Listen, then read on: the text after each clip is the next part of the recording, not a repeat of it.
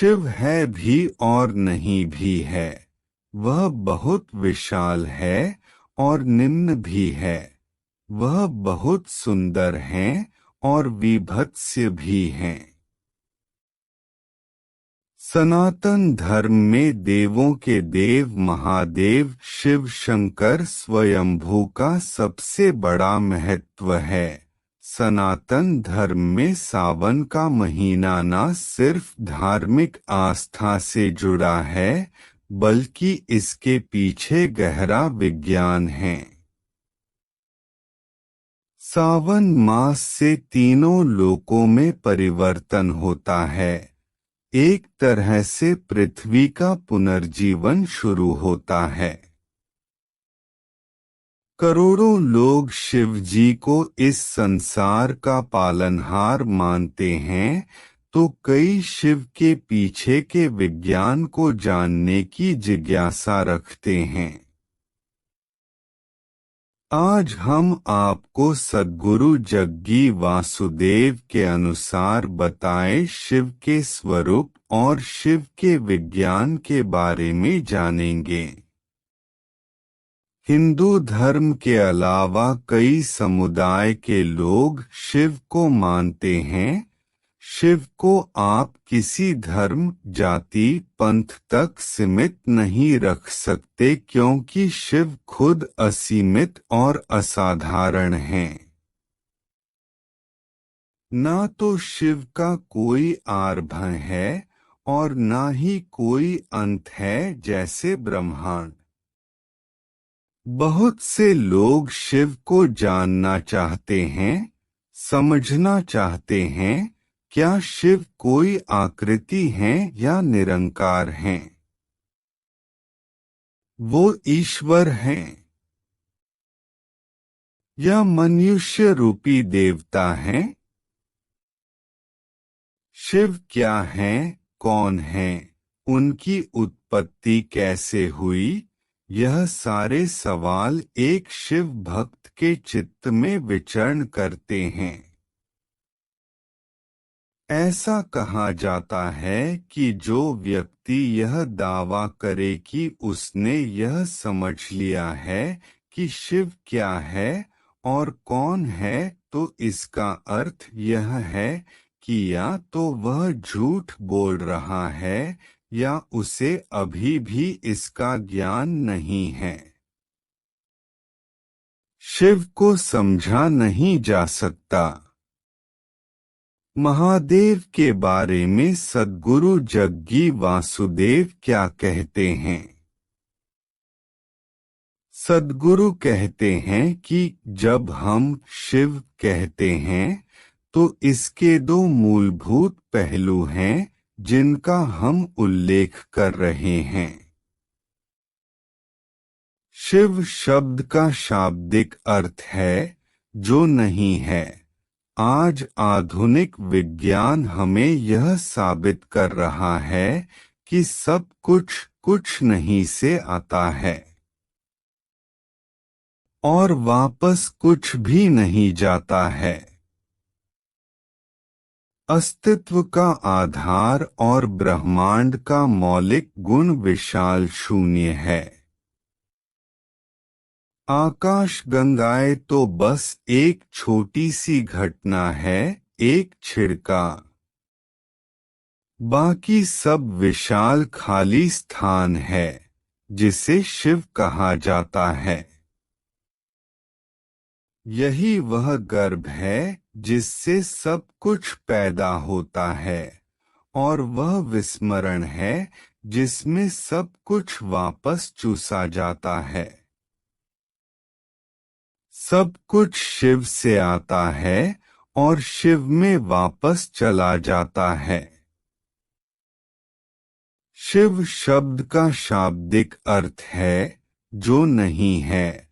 दूसरे स्तर पर जब हम शिव कहते हैं तो हम एक निश्चित योगी, आदियोगी या प्रथम योगी और आदि गुरु, प्रथम गुरु का भी उल्लेख कर रहे हैं।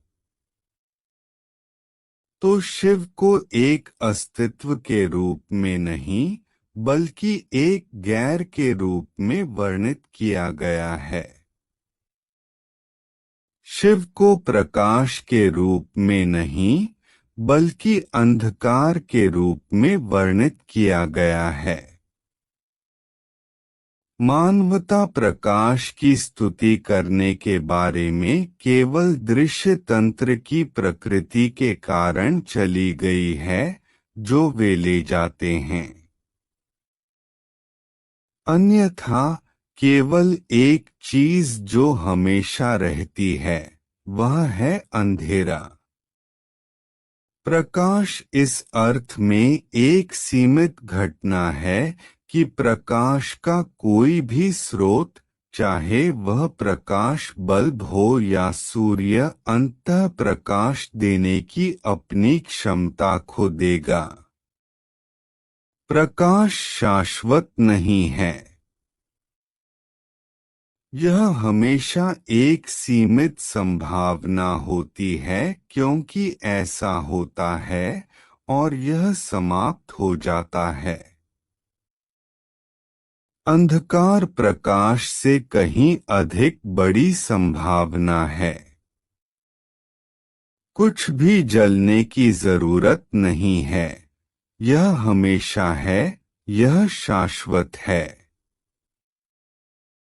अंधेरा हर जगह है। यह एकमात्र ऐसी चीज है जो सर्वव्यापी है। लेकिन अगर मैं दिव्य अंधकार कहता हूँ, तो लोग सोचते हैं कि मैं शैतान उपासक हूँ या कुछ और। दरअसल पश्चिम में कुछ जगहों पर यह प्रचार किया जा रहा है कि शिव राक्षस हैं। लेकिन अगर आप इसे एक अवधारणा के रूप में देखते हैं, तो सृष्टि की पूरी प्रक्रिया और यह कैसे हुआ है के बारे में ग्रह पर अधिक बुद्धिमान अवधारणा नहीं है। मैं दुनिया भर के वैज्ञानिकों को शिव शब्द का उपयोग किए बिना वैज्ञानिक शब्दों में इसके बारे में बात कर रहा हूँ, और वे चकित हैं। क्या ऐसा है? यह ज्ञात था। कब? यह हम हजारों वर्षों से जानते हैं। भारत में लगभग हर किसान अनजाने में इसके बारे में जानता है। वह इसके पीछे के विज्ञान को जाने बिना भी इसके बारे में बात करता है। शिव इस संसार के पहले योगी हैं। दूसरे स्तर पर जब हम शिव कहते हैं, तो हम एक निश्चित योगी, आदियोगी या प्रथम योगी की बात कर रहे होते हैं, और साथ ही आदि गुरु, पहले गुरु, जो आज हम जिस योग विज्ञान के रूप में जानते हैं, उसका आधार हैं। योग का मतलब सिर के बल खड़े होना या सांस रोककर रखना नहीं है। योग विज्ञान और तकनीक है जो इस जीवन की आवश्यक प्रकृति को जानने के लिए है और इसे इसकी अंतिम संभावना तक कैसे ले जाया जा सकता है। योग विज्ञान का यह पहला प्रसारण कांति सरोवर के तट पर हुआ, जो हिमालय में केदारनाथ से कुछ मील की दूरी पर एक हिमनद झील है, जहां आदियोगी ने अपने पहले 7 शिष्यों के लिए इस आंतरिक तकनीक का एक व्यवस्थित प्रदर्शन शुरू किया, जिसे आज सप्तऋषि के रूप में मनाया जाता है। यह सभी धर्मों से पहले का है। इससे पहले कि लोग मानवता को इस हद तक खंडित करने के विभाजनकारी तरीकों को विकसित करें जहां इसे ठीक करना लगभग असंभव लगता है, मानव चेतना को बढ़ाने के लिए आवश्यक सबसे शक्तिशाली उपकरण महसूस किए गए और प्रचारित किए गए। शिव क्या नहीं है? दुर्भाग्य से आज अधिकांश लोगों का परिचय भारतीय कैलेंडर कला के माध्यम से ही शिव से हुआ है। उन्होंने उसे गोलमटोल नीले रंग का आदमी बना दिया है क्योंकि कैलेंडर कलाकार का केवल एक ही चेहरा होता है।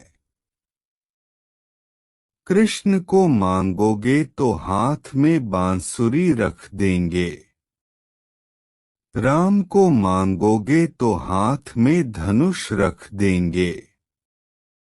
अगर तुम शिव से मांगोगे तो वह अपने सिर पर एक चांद लगा देगा और बस।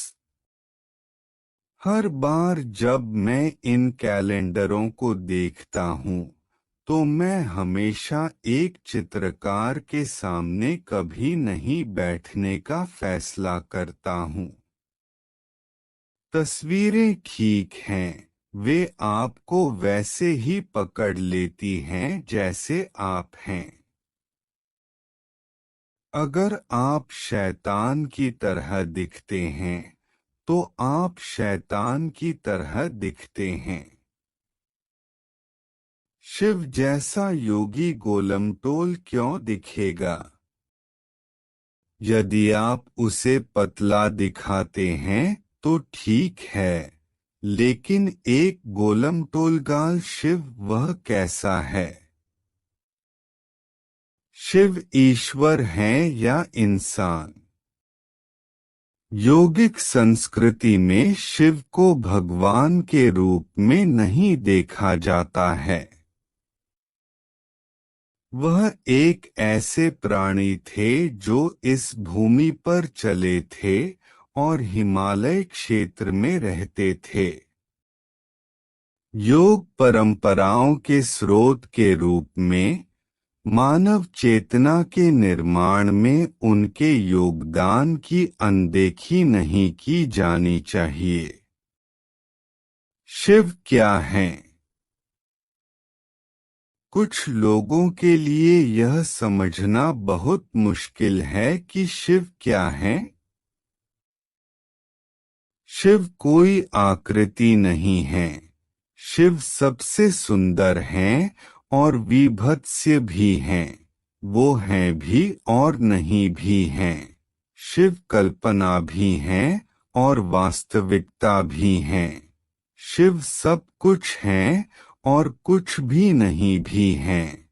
शिव इंसानों के भी हैं और दानवों के भी, वो अच्छे भी हैं और विनाशक भी हैं। शिव एक योगी भी हैं और अघोरी भी हैं। शिव सात्विक भी हैं और भांग का भी सेवन करते हैं। शिव शून्य से भी परे हैं। आप शिव को किसी एक भगवान तक सीमित नहीं रख सकते। आप ये नहीं कह सकते कि यही शिव है। शिव असाधारण है। या कुछ यूं कहें कि ध्यान मुद्रा में जब आपके चित्त में कोई भी विचार न हो, सिर्फ अंधेरा हो जिसमें ऊर्जा का संचार हो, वो शिव है।